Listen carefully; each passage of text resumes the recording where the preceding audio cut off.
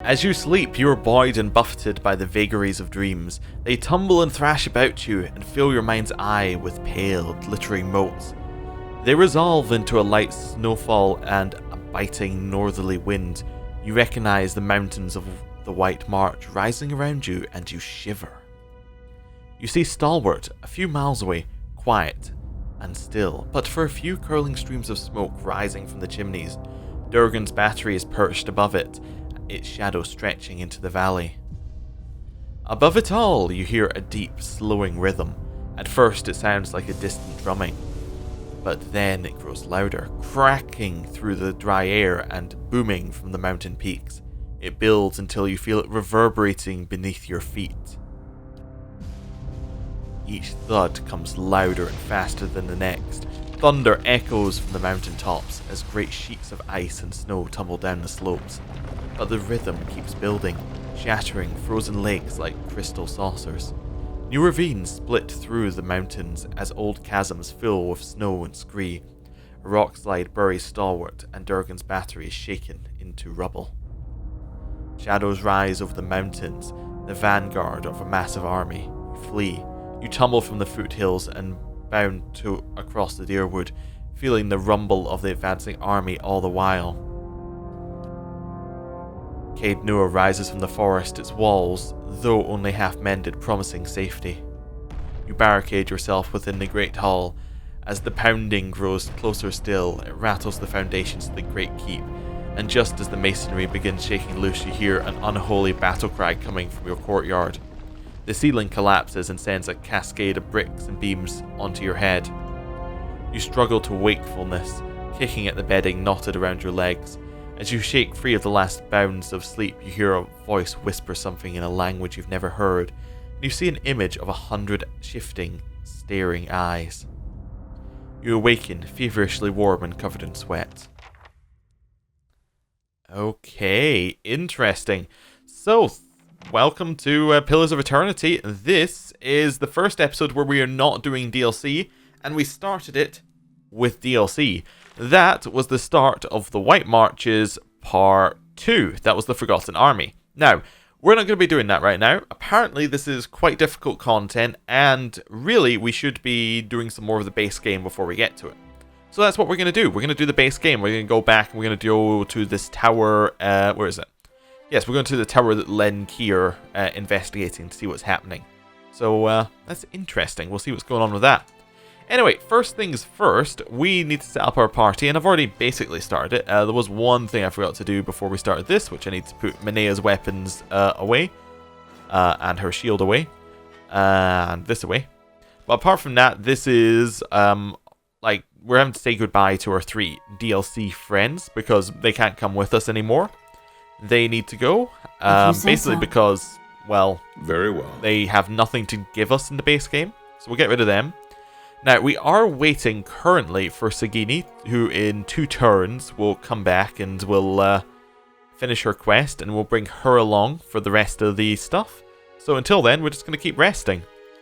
Right, Sagini is back from her thing. We've sorted all that out, so now we should be able to put her in our party. So Sagini's coming with us.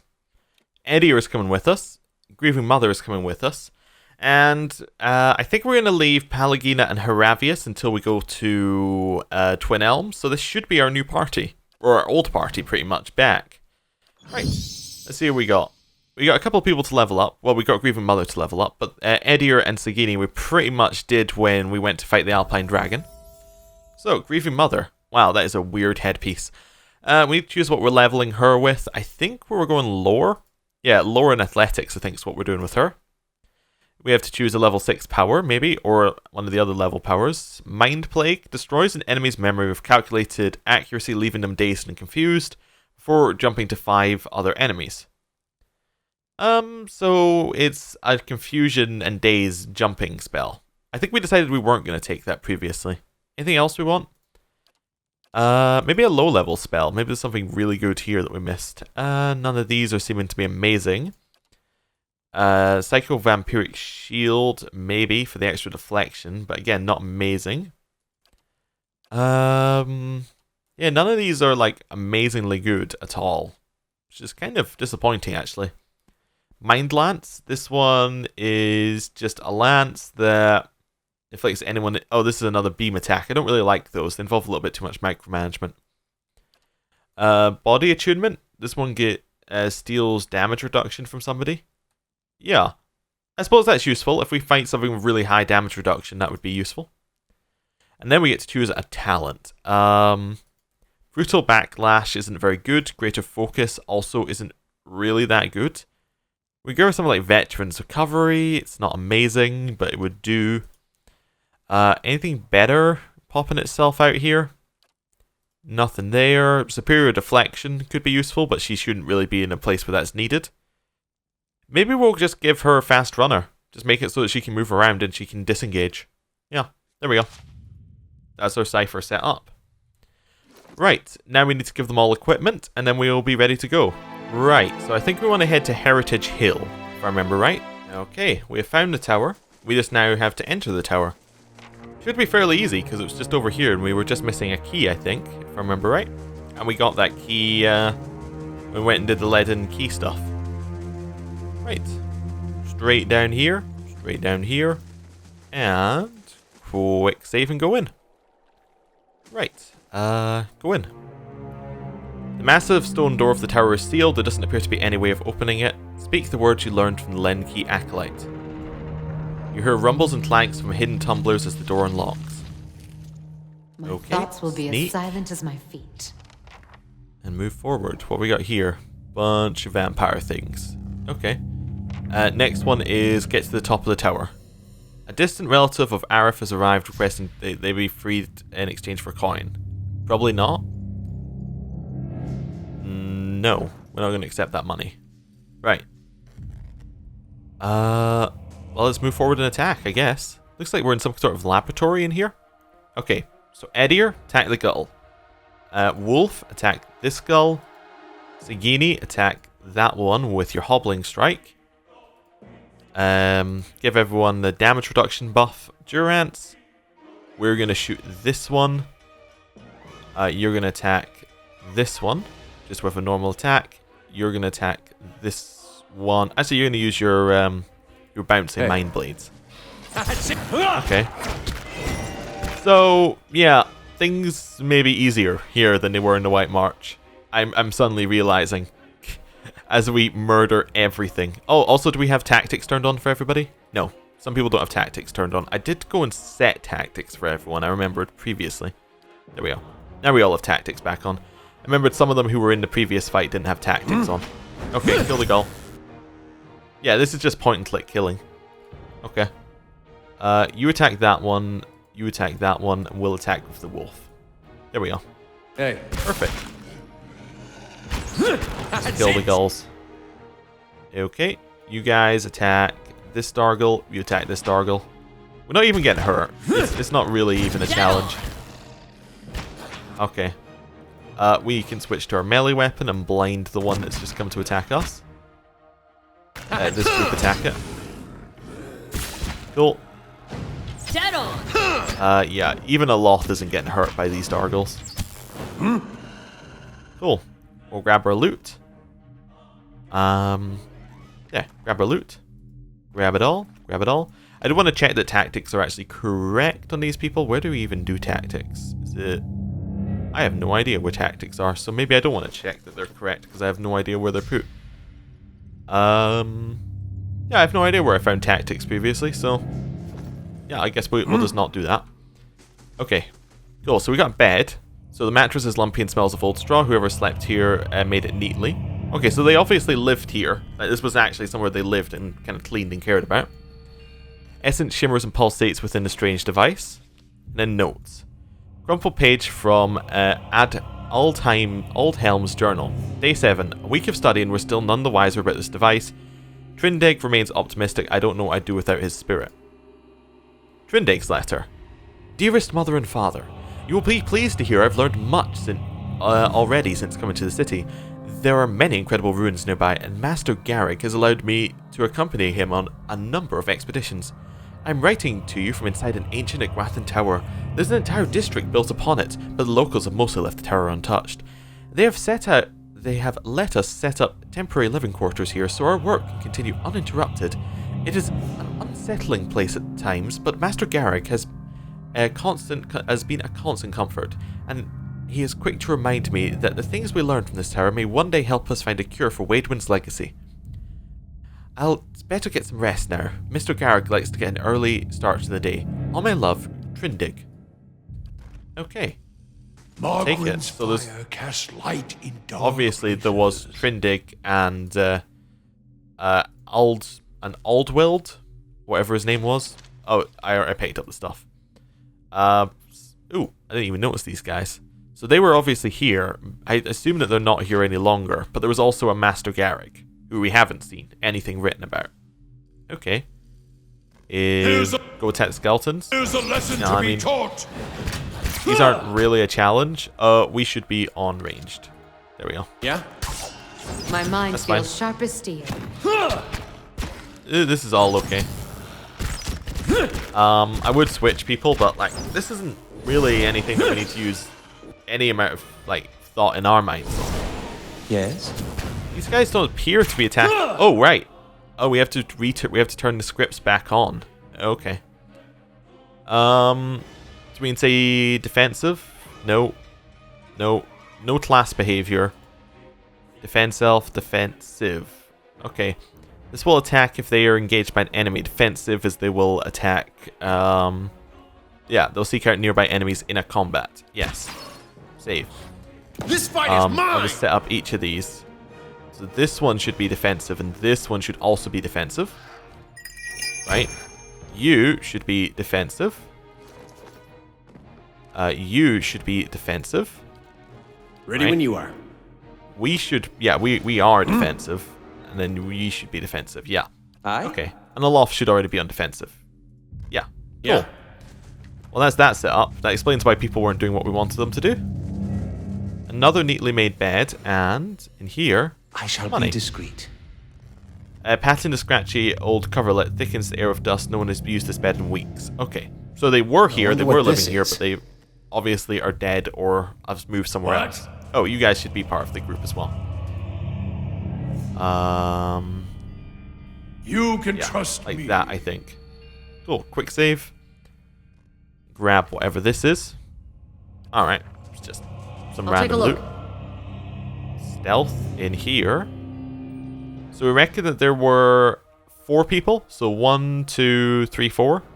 But 2 of them got double beds and 2 of them got single beds. Okay. Dead on. Don't know if we're meant to get anything from that, but we are. I guess. Okay, attack the Revenant. Attack the Revenant. Just My murder mind that thing. feels sharp as That's fine. steel. Wizard. Get it. That's it. Wizard's dead. There's a And then lesson get the to be Revenant. taught. Yeah. What? I see what people are saying about perhaps if you do the DLC, you'll come back a little bit over leveled. That's fine. We get to experience the story quicker. Page from Aldhelm's journals. This one's earlier. So the last one was day 7. This one's day 2. We completed our measurements of the machine thanks to Tringid's youthful agility. Further examination is required to discover its intended use. Okay. Then, The Draughty Burglar, a Dyrwoodian Farce Part 2. Oh, we've read part of this before, I think. Belmus stands in front of the drinks tray. Belmus, picking up a small metal box next to the brandy. What could possibly convince him to give her up? Belmus opens the box and observes its contents. He looks up, a wicked grin on his face. He closes the box and sets it down. He turns his back, lost in thought. The door flies open and Torfel enters. He sees Belmus and stops. Belmus turns at the noise of the door, eyes wide. What? Dorfel, my good man. Such a pleasure to finally meet you after so long. Who? Irby, surely you were expecting me. Did you not get word I would be here tonight? When? I only just arrived. The weather kept me up, else I would have arrived sooner. How? Pathna let me in and told me to wait for you in here. She said she was off to find you. Irby, of course. Welcome to my house. So sorry for my manners. I was not expecting you for at least an hour. They shake hands and Torfel starts pouring drinks for them. Yes, well, it's just this contract. I'm eager to settle the matter. We both know it must not fail, don't we? Torfel stops. But I was told you were set against us. I invited here to convince you. Would you rather I change my mind back? Shall we argue a belaboured point, or shall we celebrate our new accord? Of course, how stupid of me. Torfil holds out a glass to Belmis. To business. Belmis sets the glass down and picks up the box. He opens it and sticks his finger inside. It comes out with a dark paste on it. He reaches it towards Torfil's mouth. Shall we celebrate properly? Oh, no. I never touched Seth, but I knew you were partial to it. By all means, go ahead. Belmis grunts and looks at his finger. He approaches Torfil. I must say, this turn of events is quite welcome. I was sure it'd take hours. What is that? What? Oh, nothing. I was sure I saw something. Belmis walks around behind Torfil and approaches him from the other side. I was sure it would take hours to convince you to see things from my side. It does my heart good to... Oh, there it was again. Torfil, turning his head so Belmis's finger passes by his lips without touching. What? Where? Oh, damn. Nothing. I guess I was imagining things. That must be incredibly potent stuff. I've never heard of it working before application. Be careful now. Okay, so he's trying to drug the other guy. Okay, I feel we're missing the rest of the story there, but that's fine. We'll move on. Okay.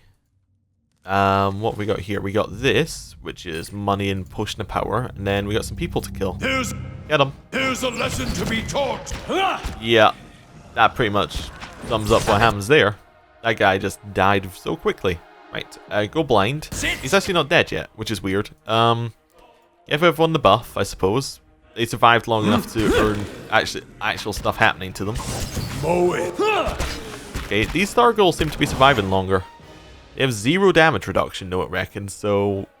I mean, if I shoot them with a Loft's bounce, does this mean they're just going to die instantly? Probably should. Yeah, pretty much not far off the mark in terms of dying instantly. Okay, we'll use Grieving Mother's Slice and Dice, or whatever it's called. Yeah, killed the one it hit. Switch you back to ranged. Get our backlot to all shoot this one. That's it. That's fine. Dead on. Okay, and then get all of you to go shoot this one. I forgot to see, what's Sagini's soulbound weapon do? Oh, we didn't bind it. Oh, we should bind it. Yeah. Yes. 100%. So we have to deal shock damage with it to reach the next level, and it does shock damage each hit. Oh, okay. So like 10 hits. That's fine. I was just wondering what its next quest was, and then there we go. Dead on. Get this one hit, and then hit the Revenant. What? Cool. We can pick up the loot and see what else is around here. If it makes you rest easier. Bunch of dead people skin. What? Oh, I only had the wolf selected somehow, so that's why I couldn't pick up anything. Oh, more Revenants. I'll just murder them before we look around. Dead on. Yeah. I'll let. And then this one. That's it. Also dead. Nice. I'm interested in seeing how much shock damage she's actually done now. She's done 136 already. Okay, since we selected it. Here we got Scroll of Paralysis, we got Copper Pad, and then we got the folded page from Aldhelm's journal. So this one's day 10, so this is 3 days after the first one, 8 days after the second one. Patrons grow impatient with the lack of quantifiable results. They should drag themselves from their mansion and spend a few nights here if they think it's so easy. Okay, so things aren't going so well for them anymore. A ring that gives intellect and grants arcane dampener. Alright. We'll see. A letter from Acantha. Aldhelm, I did indeed receive your recent summons, as well as the 2 that came before it. I've been waiting for you to present yourself on my doorstep so I could give you my answer in person. A firm and unwavering no. I won't help you. In fact, I relish the idea of you and your team of glorified engineers sitting in that tower sweating over the runes I've studied for years. Nothing gives me greater pleasure than knowing that my research, which you've long disparaged, is the missing piece in your mundane little puzzle. As you well know, it's knowledge I've always valued. I'm just around the corner. I encourage you to find me should you wish to rehash this conversation in person. Yours truly, Acantha. We met Acantha, didn't we? We tried to kill her and then found it didn't work. The pulling, pounding energy in the machine feels even stronger up here. Okay. The scroll it contains an ink, pen and ink diagram that Adra device running through the tower. Despite copious measurements and carefully drawn detail, it gives no indication of the machine's purpose. Alright. The works of Iguathan's A Comprehensive Guide. Okay. Here we have some more money. We have some more money. And we should have some more papers. So we got Scroll of Fireball and then a page from Aldhelm's journal. Day 11, so one day after the previous one. Finally got out of the tower to clear our heads. Beasts take the patrons. We'll finish the study on our own terms, our own time. Just as I said as much to Trindig, the sky came to life with stray lightning. I said it's a good omen, but the poor lad spooked. The only cure for that is a good night's sleep. Okay. So, I'm guessing it wasn't a coincidence. Let's save and head further up. Light. Oh, we should also sneak around here in case there's anything hidden. I keep forgetting that we need to be scouting to find hidden things. I don't think there should be anything else here. No, it seems clear. Oh, never mind, we found it. It was worth going back. Ah, we got some rubbishy things. Oh well. Maybe it wasn't worth it. Margaren's fire cast there we go. We had to look dark around. Places. Up we go. Alright, we're at the top. Oh, cool. We can see all around Defiance Bay now. That's neat. And then there's Aldhelm. Let's try this configuration. Still nothing.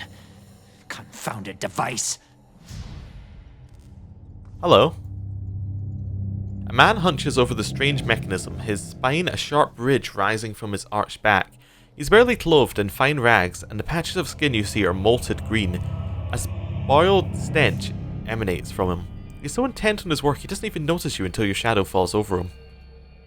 When he turns and sees you, he snarls and scuttles behind the Adra pedestal. Only his bare teeth seem to have escaped decay. His eyes are yellowed and bloodshot, but they flicker with intelligence. He averts his gaze and holds his hand in front of his face. Shouldn't be here. What do you want? Tell me what happened here. That's what I'm trying to figure out. He smashes a fist into the Adra pillar, his hand making a crunching noise but doesn't bleed. Forgive me. Research. We came to do research on the tower. Some commission from gods. It hardly matters now. If I had a copper skylet for every fool animancer whose thirst for knowledge led to a disaster, well, it never would have ended up in Gilded Vale, that's for sure. Okay. Let's just say keep talking. Keep talking, Aldhelm. Something happened on our 11th night. Lights in the sky and a static charge in the air. But we were so careful. We were staying in the chambers below. Trindig, my assistant, said he saw a robed figure lurking around the tower. Wore a mask. Carried knives at his sides. A trick of shadows, I told him. The next morning, we felt strange. Like we hadn't eaten in weeks. So dazed that we didn't at first notice the blood around our beds. The strange wounds that had appeared overnight. And the machine. This cursed spire. Dormant for 2,000 years. Lifeless through hundreds of our experiments. And we wake that morning to find it spinning on its own. On its own! How can we stop what we couldn't start? Years I've been doing this. Years. I know how these things work. But I don't know how this happened. Nowhere to go. That's the problem. Their souls are trapped here like flies in a jar, clinging to rotting meat. Okay, so obviously the lead and key guy came in and stabbed them and that somehow activated this thing, because we know that they're activated by sacrifices. So maybe. We'll say, what does this machine have to do with souls? No time to slow down. But I can explain. Hold a magnet over iron splinters and they stick, yes? Rub your hand over weir wool and the hair of your head will follow it. So it is with this machine. He looks at you and runs his tongue along the edge of his fine, strong teeth. He quickly looks It has away. the power to manipulate souls, but why? For what? And how many others lie buried in the ruins of Erglonfath? No. Focus on this one. It's imprisoned our souls in our bodies. Cut the root between essence and flesh. Left a dwindling soul stuck in a shriveling husk. Okay, so there was a stranger in the tower the night this happened. I didn't see him. My assistant, he saw him. We laughed. Said he was spooked by the cemetery. Perhaps it was already too late. I don't know what he did. But by morning, the machine was on and we were slain.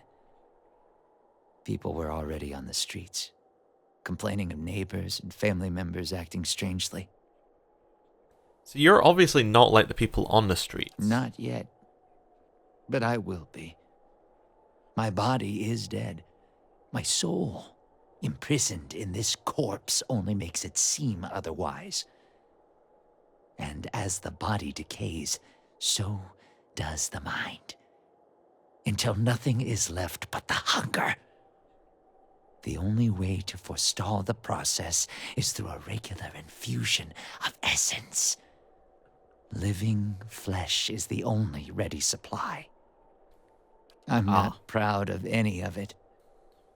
Hunting men and women in the early days of the affliction. Picking off soldiers that came to investigate.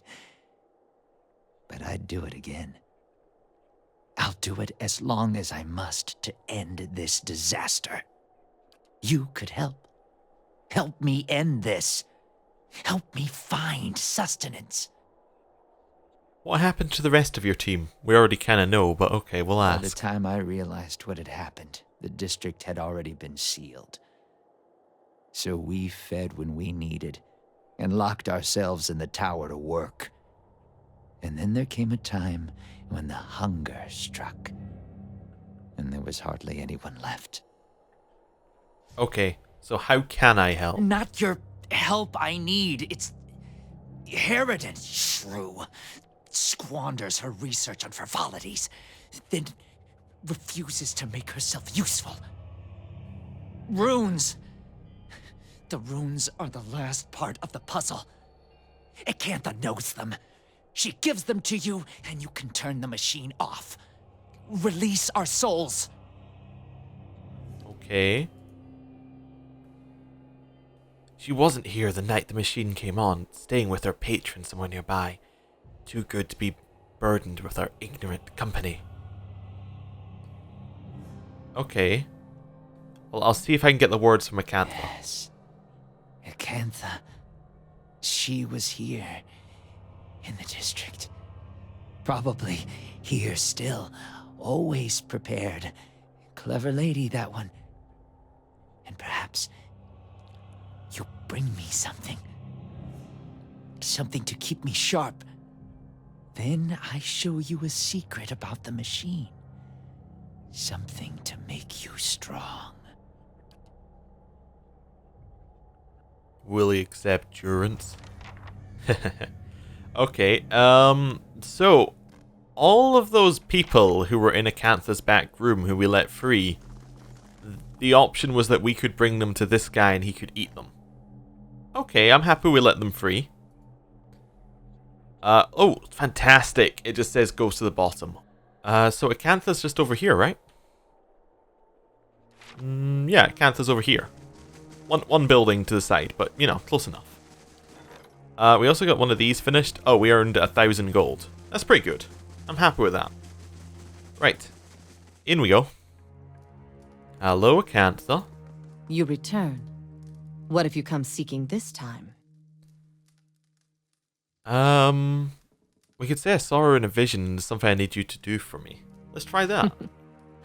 Believe me, I've heard that line before. It's rude to stare, you know. Don't worry. I've no mind to start anything with you. After all, I've stayed in such good shape by choosing my meals carefully. Okay, I need the words that operate the Iguathan machine in the tower. That fool Aldhelm. He sent you, didn't he? I can hardly believe he's had the cleverness to survive. That simpleton thinks he can understand how to use something without understanding what it is, or why it is. You feel a hot core of pride smoldering at the center of her soul. He dabbles with ancient and powerful devices, with all the finesse of a blacksmith. He sends you here to petition me for aid after years of disparaging my research. I'll bet he didn't even tell you the tower's name, did he? That's his problem. Always looking for solutions without caring for meaning. Why don't you tell me the tower's name? Ter Nuneth. It's called Ter Nuneth. They built the machine atop it to contain souls, hold them in place. But the others I've seen, machines scattered all over the Dyrwood, are relays, built to move souls. Oh. So where would they move them? Another mystery. Hypothetically, anywhere they wished. The real question, as always, is why? To intermix them the way a player shuffles his deck, the way a farmer rotates his fields? To collect them, like butterflies under glass? To melt them down for raw essence? Unfortunately, I don't know. You seem to know a lot about this. I read the runes like a journal. I understand their meaning. People like Aldhelm try to read them like instructions, and in so doing, they miss their true meaning completely. Why would the Iguathans have wanted to tether souls like this? Perhaps they didn't. Perhaps that's why they built no other machines like this one. We now see the Engwithans as masters of soul manipulation, but they couldn't have attained their expertise without copious trial and error. Perhaps this was one such experiment. So how do you operate the machine atop Tyr and now with? Back to these tinkers' concerns. And what would you do with these tethered souls if I told you? I'd release them. So you say. And just what would you release them to? They'd abandon their existence here for another somewhere else, equally aimless and meaningless.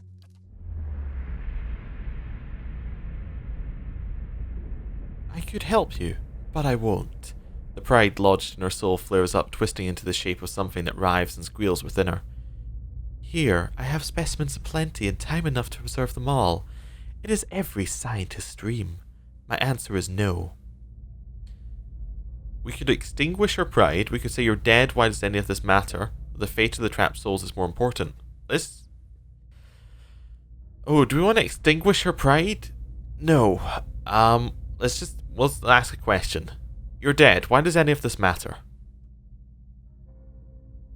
Because my research will outlive me. I'll have time and opportunity enough to accomplish more than any animancer in the history of the field. Okay. And who will know about it? All I've learned, years of studying Gwathan language, no one understands it better than me, and that counts for something. Yeah, but knowledge is meaningless unless it's shared. A foolish and false sentiment. Knowledge is meaning. It needs no external purpose. But what use is it? Uses? Why must someone want uses to be... why must something be so pure be fashioned into a blunt instrument? Your opportunities here are finite. One day that knowledge will die with you. You're wrong. I'll build it forever. I'll cling to it, and that'll give me something. Okay. If you teach me what you know, I'll make sure it grows and your legacy lives on. Your words finally quench her pride. All that remains is a blackened diamond hard rock. You cast it away, where it melts into the darkness. So be it. My studies and efforts shall grow through yours. These are the words you need. Her cold, dry fingertips rest on your temples, and you feel her reaching into your mind, forming images from the darkness. Runes flash through your head, but they're no longer just pictures. They have meaning, and you understand them. They're commands. Something triggers in your mind, a distant memory unearthed from a past life since buried. You can see vast arrays of runes, far more than Acantha has shown you, and you know their sound and meaning and how they fit together. The language of Ingwath is once more at your command. Something has awakened in your mind. You understand far more than I ever did. Take this knowledge then, and do what you will with Ter Nuneth. Now that you understand its purpose, it will serve you in whatever way you wish. Certainly. What do I do with the tower now I know these Turn words? it off, I expect. That will be easy now that you can read the runes. The vessels would still roam, but striking them down would return their essence to the cycle. But be careful. That machine controls hundreds of souls, and that volume of essence could easily overload it. Improperly channeling the essence would destroy the machine along with the souls. It would be a terrible loss for posterity. I don't know. Destroying it seems like it might do this place some good. You said that the other towers around the Dyrwood were constructed to move souls. Why would the Agwethans have wanted to do that? Okay, we already asked that. How would you know so much about the tower? We already asked. I still don't understand why the Agwethans want to build a machine that tethers souls. We already asked. Explain how the control words work. Harnessing the power of Ter Nuneth is about understanding what it was designed to do. You know the words and their meanings, you can speak them, and the tower shall obey. Okay, thank you. Right, time to head out here. I wonder whether, basically the reason I decided not to do the quench the soul thing is because I remembered us kind of berating Grieving Mother about doing pretty much exactly the same thing. So I felt it would be a bit hypocritical. But I wonder whether doing that gave us a better outcome or whether it's the same outcome. I don't know. It just seemed interesting that we could do it through conversation or not through conversation. There must be some reason why that exists, but I wonder if it's just flavor. Hello there. Alltime looks much worse than before. His rotting flesh hangs loosely and sores have eaten away at patches of skin at his joints. He looks at you with a strange glimmer in his eyes. Shh.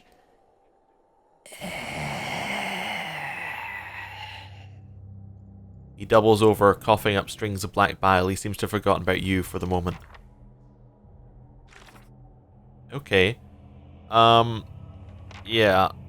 If I want his help, I need to send a victim to him. No, I'm not going to do that. We'll do it without him. The jagged Adra pillar rises in front of you, encased in stonework and run through with copper veins. The panel is now covered with runes, which you can now understand. You recognize the words for end and for hold. The dial is currently fixed on hold. You also recognize an inscription in the manner in which you turn the dial is a means for throttling the device. We'll just choose end. We'll just turn it off. We're not going to destroy it. As the command words leave your lips, the dial sinks into the Adra under your hand. Something like a thunderclap sounds overhead. The glow fades from the machine as it falls dormant.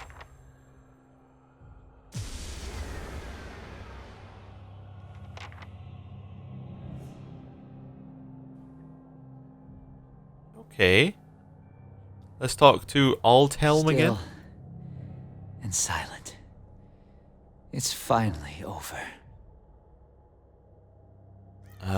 Okay. So I'm just going to close that one. So what else can we do with them?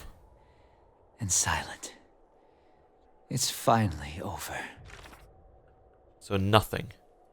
So I guess we go and inform Lady Webb? Do we leave him alive? It seems like we should kill him.